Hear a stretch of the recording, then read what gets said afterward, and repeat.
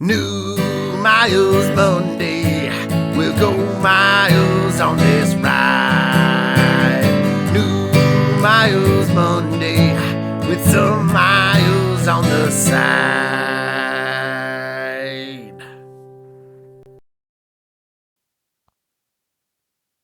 So there's Michael Lowenstern in his brand new plane, just landing on the airstrip in Potsdam, and we're gonna trade some bass clarinets. Sorry for the erratic camera work here. I just kind of put the camera in my shirt pocket, so a little off center sometimes here, but always great to catch up with Mike. He comes up maybe 3 or 4 times a year. We trade bass clarinets. Most of the time, we just ship bass clarinets back and forth as needed. But yeah, it was nice to see him today. He was gonna go visit some other people right after this, so it was great to see him, catch up, chat, and he brought his dog with him. I've never visited. His dog has never visited before, so it was great to catch up with Mike and pet his dog real quick.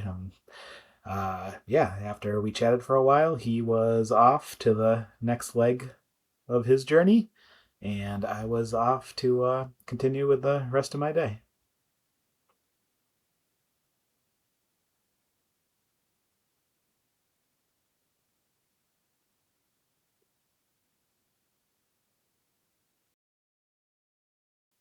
So Mike is heading out now, and I figured, well, I was out and about. This was a good opportunity to stop at my office at SUNY Potsdam to take care of a few things. In addition to owning North Country Winds, I'm also an adjunct professor of band instrument repair technology at the Crane School of Music.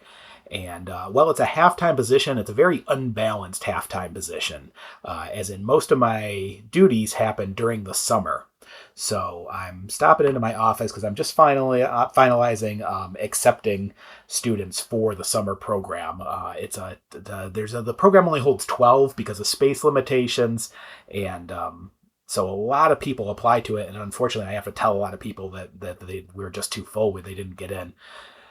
So I'm just kind of finalizing that. I need to work closely with administration across campus, who handles taking the deposits and making sure everybody's registered and everything like that. And while I can do quite a bit of it remotely, I really like to do it in my office. I've kind of used the whiteboard that is in my office as a big visual workflow chart, and so I can keep track of who's been accepted and make sure that I'm not accidentally accepting too few or too many people to get the program to as close as full each summer as possible without it being too full. So yeah, just parked in kind of my usual parking area. My office is actually in the Performing Arts Center. Um, it's nice. It's got a window, which a lot of the offices in Crane do not have. So yeah, just here's my walk. It's less than a minute, I think, from my car to the office. I live so close to campus, too. I actually never even had a parking pass until this year, but so often I go straight from the shop to my office or straight to the classroom to teach or vice versa. So yeah, I actually have a parking pass, even though I've worked here for 10 years. I've been in the position that I'm in right now for just the past 1 year, and so I've just gotten a parking pass just for the past year.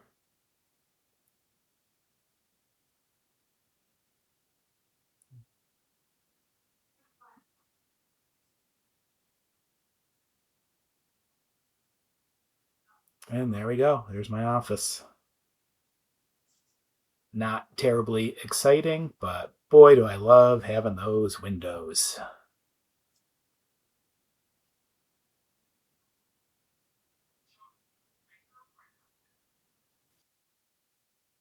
And yes, here I am answering emails and making sure students are registered. It doesn't get much more exciting than that. I won't bore you with that for too long. Let's get back to the shop.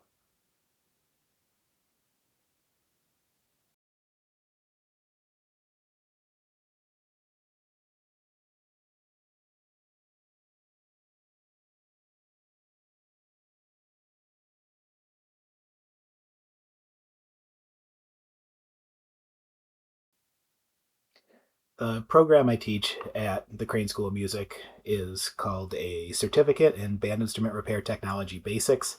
It's classified as a micro credential, and it was actually the first micro credential in the history of SUNY Potsdam.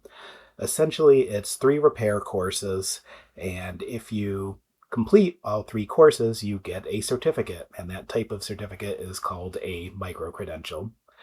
The courses are offered in 1 week formats in the summer, so if you could devote 3 weeks in one summer to coming to SUNY Potsdam, you could take three courses. They run Monday through Friday, 8 a.m. to 5 p.m.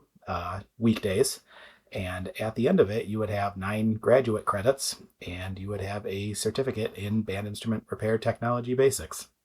This is the second summer and of the program, and both summers it's been very, very popular. It's been challenging really to get as many people into it as possible who want to take it, because a lot of people they just don't get in because we only have 12 spots and there's only 12 workstations. There's fire code considerations. We cannot expand it at all, so I can only have 12 people in each course. You don't have to take all three courses in one summer if you don't want to. You could take, you could come back 3 consecutive summers or even not consecutive summers. But as long as you took all three of the courses, at some point you would get the certificate. If you wanted to take just one or two of the courses, that's fine too. You wouldn't get the certificate, but that's also something that you'd be able to do.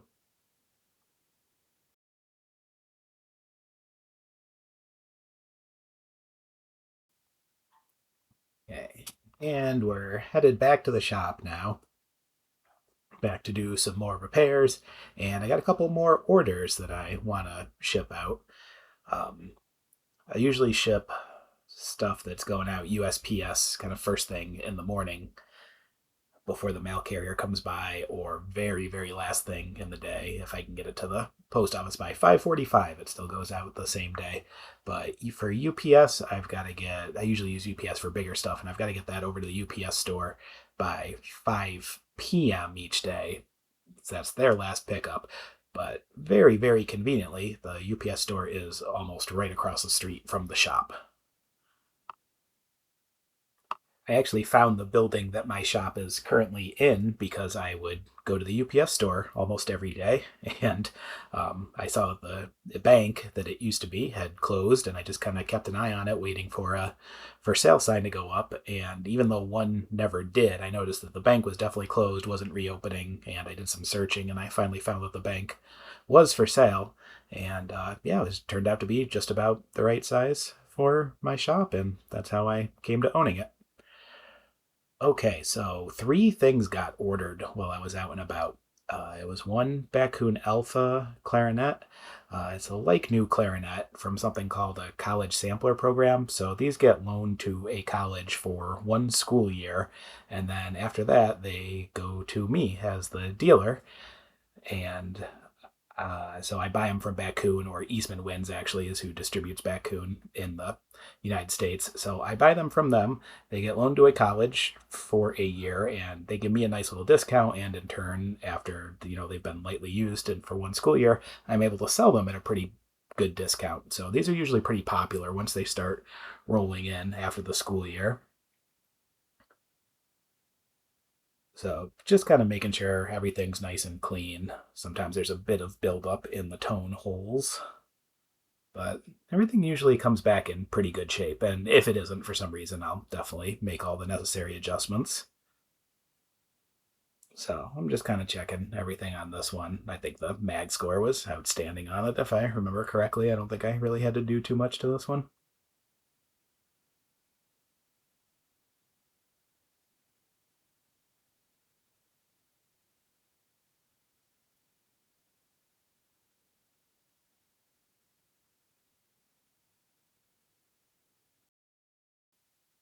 But regardless of the level of instrument, if it's something I sell in my shop, I make sure it gets properly set up. Sometimes the setup is quite minimal, like it was on this one. Sometimes it takes quite a bit, but I'm going to thoroughly check every instrument I sell and make sure it's right before it goes out the door.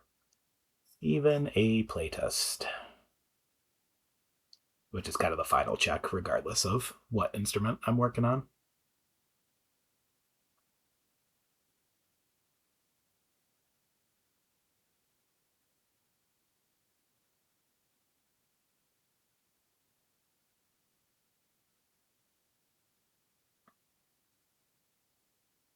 And of course, swabbing everything out,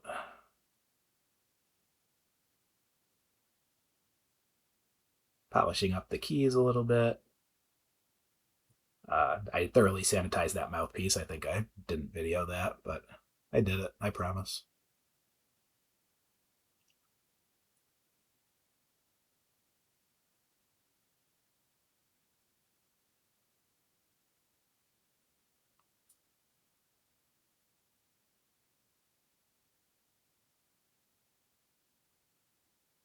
Now I'm just kind of packing it up.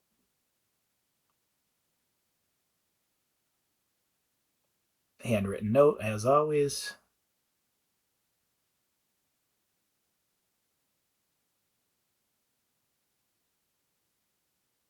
And a few slices of tape. Okay, the next thing that got sold was two flutes. These are also from the sampler program. And this person actually bought one of these flutes from me before for one of his students and really loved it and was wondering if he could get a little bit of a deal if he bought two of them. I asked what he had in mind.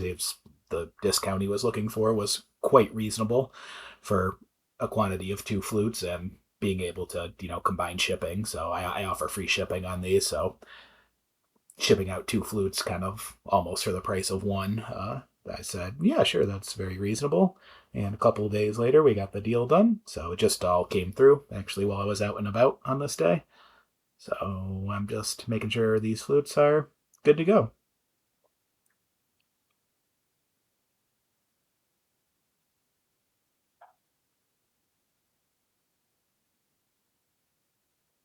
I do very little flute work in my shop, but this is one of the instances where I would do something with flutes.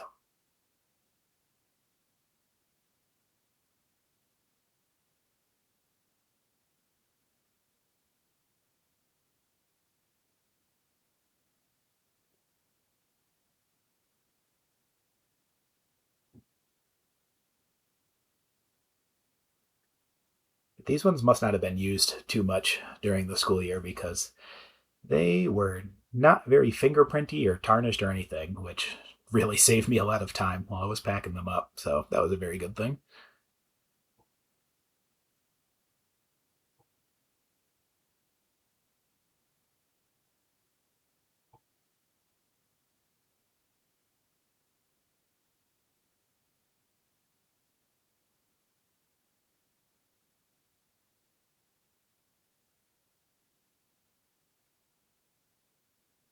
Can't forget that note.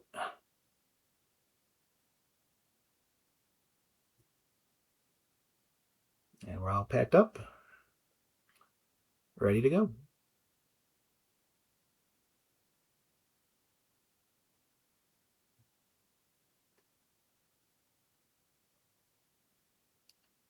And I usually wait until just like right before 5 to go to UPS, but I had that client coming in to try out the clarinet.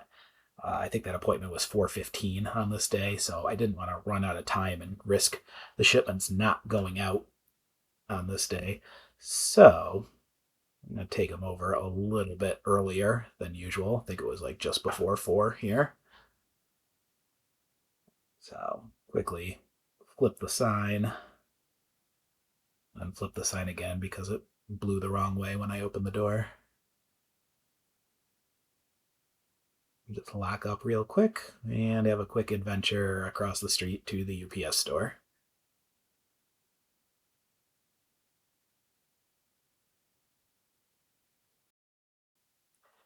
Most days I will get a delivery of some sort from UPS, but I checked my account on the UPS app this day and it didn't look like I was getting anything, so had to bring the stuff over to UPS myself. Look how close it is. It's really not very far.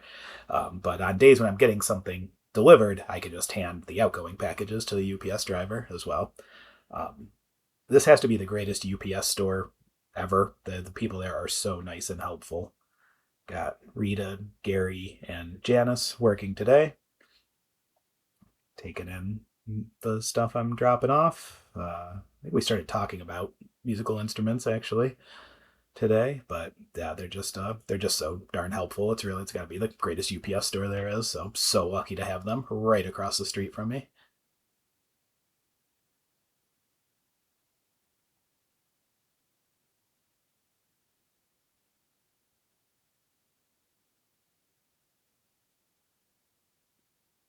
And that's it. Heading back to the shop. Getting ready for that client to come in to try out the Royal Global Firebird. And yeah, that's it. Stay tuned for part 3. New miles Monday, we'll go miles on this ride. New miles Monday, with some miles on the side.